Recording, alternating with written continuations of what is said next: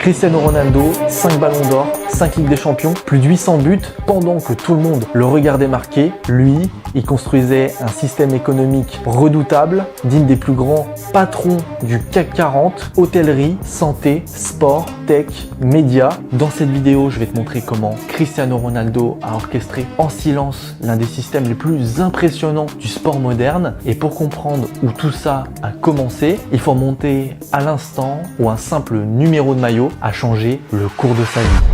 2003, Ronaldo a alors 18 ans, il quitte le Portugal pour la première fois, direction Manchester United, et à ce moment-là, le jeune prodige arrive avec son fameux numéro 28 qui va pas vraiment plaire à son entraîneur de l'époque, Sir Alex Ferguson, au point même où il va carrément lui offrir le mythique numéro 7, porté avant lui par des légendes comme David Beckham ou Eric Cantona. Ce jour-là, Cristiano Ronaldo ne devient plus seulement un joueur de foot, il devient une idée, un mythe, une marque en construction. Il devient CR7.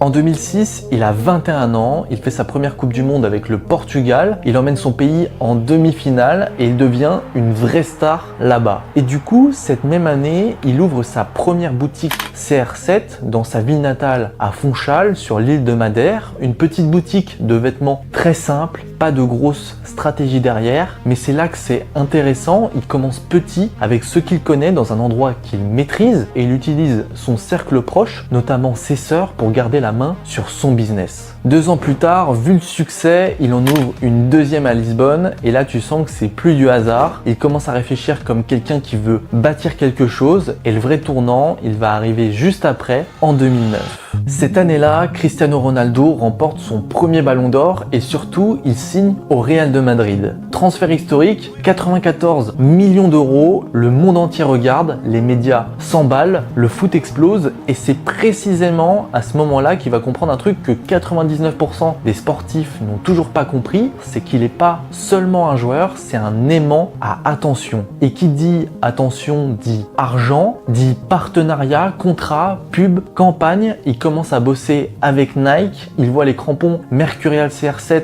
se vendre par millions et là, il commence à se poser une vraie question. Pourquoi je me contenterais d'être le visage alors que je pourrais être le propriétaire? Il passe d'un raisonnement court terme, je suis payé pour faire une pub, à une logique long terme, je construis quelque chose autour de moi et ça continue de me payer même quand je dors. Du coup, dans cette même logique, en 2013, Ronaldo est au sommet. Il lance officiellement sa propre marque de vêtements CR7 Underwear, mais cette fois-ci, c'est carré. Il dépose le nom, il s'associe avec un vrai fabricant JBS Textile, spécialiste dans les sous-vêtements. Lui ne fabrique rien, ne gère aucun stock. Il apporte son image, sa réputation et sa vision. Eux s'occupent de la production, de la distribution, de la logistique. Et dès la première année, ça cartonne. Des millions d'euros de chiffre d'affaires, des commandes dans le monde entier. Alors il élargit sa gamme, il sort des chemises, des parfums, des chaussures. Et là où c'est puissant, c'est qu'il n'a pas eu besoin de construire une usine ou de recruter 100 personnes. Il a juste mis son image au centre et il a bâti autour. En 2015, Cristiano est déjà partout. Il pourrait continuer comme ça sans se prendre la tête, mais il change de terrain et il passe à un autre niveau. Fini les produits rapides, place aux actifs lourds, il se lance dans l'immobilier et pas comme Monsieur Tout-le-Monde avec un appart à louer. Non, il fait ce qu'on peut appeler un move de patron. Il s'associe avec Pestana, le groupe hôtelier numéro 1 au Portugal. À eux deux, ils investissent 75 millions d'euros pour créer une nouvelle enseigne, Pestana CR7 Lifestyle Hotel. Le concept des hôtels à son image, sport, confort, standing, efficacité. Et Ronaldo fait ça très intelligemment. Il ouvre son premier hôtel à Funchal, dans sa ville natale. Puis viennent Lisbonne, Madrid, New York et Marrakech. Aujourd'hui, le groupe a plus de 800 chambres et il génère entre 25 et 30 millions d'euros de chiffre d'affaires par an. Et c'est là qu'on commence à saisir l'architecture globale de son système. Les produits CR7 font tourner la machine. Les hôtels la stabilisent sur la durée. L'ingénieur du flux, l'autre, construit des fondations. 2016, 2016, c'est l'année où tout s'aligne pour Ronaldo. Il gagne l'Euro avec le Portugal, il remporte encore une fois la Ligue des Champions avec le Real et il décroche un contrat à vie avec Nike estimé à plus d'1 milliard de dollars, un revenu garanti à vie pour entretenir son image et financer des projets toujours plus ambitieux. Et c'est à ce moment-là qu'il commence à construire ce qu'on peut appeler sa propre plateforme, un écosystème tout entier qui tourne autour de sa marque et où chaque projet nourrit le suivant. Il lance ses propres salles de sport en s'associant avec la chaîne américaine Crunch Fitness, plus de 300 clubs ouverts entre 2017 et aujourd'hui, principalement en Espagne et au Portugal. Ensuite, il lance son application CR7 Fitness pour permettre à ses fans de s'entraîner comme lui. Et pour gérer tout ça, il ne sous-traite pas n'importe comment. En fait, il rachète carrément l'agence digitale portugaise ThinkPink et il la rebaptise Seven Agent. Maintenant, il commence à intégrer toute la chaîne de valeur. Il a les salles de sport pour l'expérience physique, il a une application pour l'expérience numérique et il a son agence pour la production, le contenu et la com. Et franchement, quand tu vois un truc aussi bien huilé, tu sais qu'il y a forcément une structure solide derrière, une boîte principale qui gère tout, des sociétés filles pour chaque secteur, un système structuré pour organiser ses actifs, ses flux et sa stratégie de long terme, parce que quand tu joues à ce niveau-là, tu es obligé de te professionnaliser. En 2018, c'est un nouveau tournant dans sa carrière. Ronaldo quitte le Real pour rejoindre la Juventus et à ce moment-là, il commence à accélérer sa diversification. Il s'associe avec Rafael Nadal pour investir dans un resto haut de gamme à Londres, Zella. Bon, celui-là ne marchera pas comme prévu, il fermera quelques années plus tard. Mais ce qui est intéressant ici, c'est pas le résultat, c'est l'intention derrière. Ronaldo ne se contente plus de lancer des produits, il entre au capital de structures déjà établies en suivant une logique proche de celle des fonds d'investissement. Il ne met pas tout dans un seul business, il va chercher des secteurs différents, des dynamiques différentes. Il commence à équilibrer entre ce qui rapporte vite et ce qui prend du temps, une partie pour tester, une partie pour sécuriser, une partie pour faire exploser. Et ce qui vient ensuite, personne ne l'avait vu venir, ni les fans, ni les analystes, mais c'est justement là que Ronaldo est le plus fort. Cristiano va là où les autres ne regardent pas, là où peu de gens osent aller, mais où la valeur est énorme. Cristiano Ronaldo lance un premier projet qui à première vue ne fait pas rêver, une clinique de greffe capillaire à Madrid. Il l'appelle Insperia, un mix entre inspiration et santé. Il s'associe avec un groupe portugais spécialisé dans le domaine, Saúde Viavel, et comme toujours, il prend 50%. La première année, la clinique recrute plus de 100 personnes et réalise plus de 6000 greffes. Aujourd'hui, ils ont ouvert à Valence, Lisbonne, Marbella et c'est l'un de ses business les plus rentables. Et pourquoi c'est intelligent? Parce que Ronaldo applique une stratégie qu'on voit rarement chez les stars. Il va là où il y a un marché en pleine explosion, mais où personne n'ose aller et surtout il le fait avec une image crédible. Il devient son propre ambassadeur, il assume ses soins, il en parle, il montre qu'il y a zéro honte à le faire et en le normalisant, il crée la confiance et il rend sa clinique incontournable. À ce stade, Ronaldo ne cherche plus seulement à faire des coups, il pense expansion, influence, levier et là il commence à viser les secteurs qui pèsent beaucoup plus lourd pour l'avenir, la tech, le digital, les données, les médias. Il devient le footballeur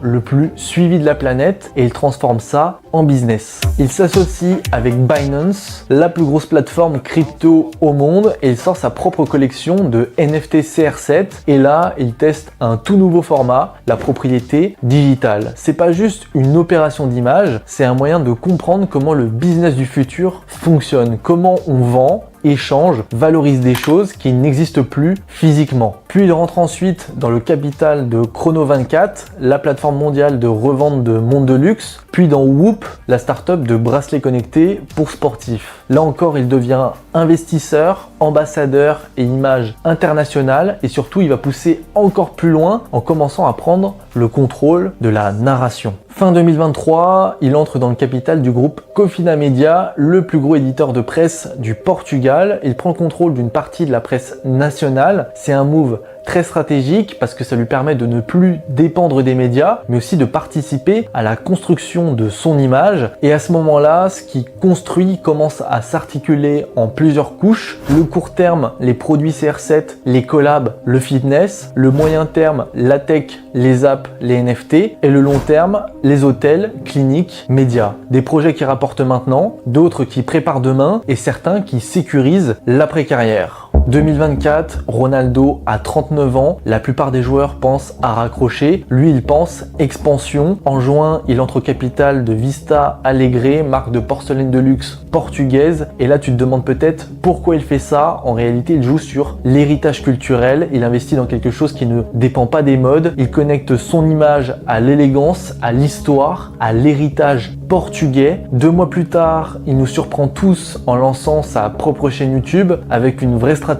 média à long terme pour raconter ses coulisses, contrôler sa narration et rester connecté à son audience mondiale. Et comme si ça ne suffisait pas, en avril 2025, il annonce la création de son studio de production cinéma en partenariat 50-50 avec Matthew Vaughn, le réalisateur de Kick-Ass. Objectif: produire des films d'action, s'installer à Hollywood et aller chercher d'autres territoires. Ce qu'il fait ici, c'est exactement ce que font les groupes les plus puissants. Ils contrôlent la production, la narration, la diffusion. Ils deviennent des plateformes de contenu, pas juste des marques. Et Ronaldo applique cette logique à lui-même. Aujourd'hui, CR7, c'est plus qu'un sportif, c'est une entreprise globale, un système qui génère du cash, de l'attention, du pouvoir et qui n'a plus besoin du terrain pour exister. Il a compris que l'objectif, c'était pas juste d'avoir de l'argent, c'est de construire un truc qui fonctionne sans toi, un truc structuré, diversifié, contrôlé, un truc qui repose sur des actifs réels et digitaux et qui peut surtout continuer de tourner même quand tu dors. Et pour moi, c'est ça la vraie leçon. Quand on parle d'entrepreneuriat, on parle souvent de trouver la bonne idée. Lui, il a compris qu'on pouvait aussi partir d'un personnage, d'une histoire, d'un mythe et construire autour de lui un véritable empire économique. Ronaldo finira peut-être un jour par raccrocher les crampons, mais la légende CR7, elle, continuera d'évoluer parce qu'il ne s'est pas contenté d'exister, il s'est construit comme une entreprise vivante avec un équilibre, une cohérence et surtout un objectif. Et si on devait retenir une seule chose, c'est que derrière la légende CR7, il y avait un plan. Voilà, si cette plongée dans les rouages de l'empire CR7 t'a plu, abonne-toi pour ne pas manquer la suite. On se dit à très bientôt. C'était Corentin. Allez, ciao!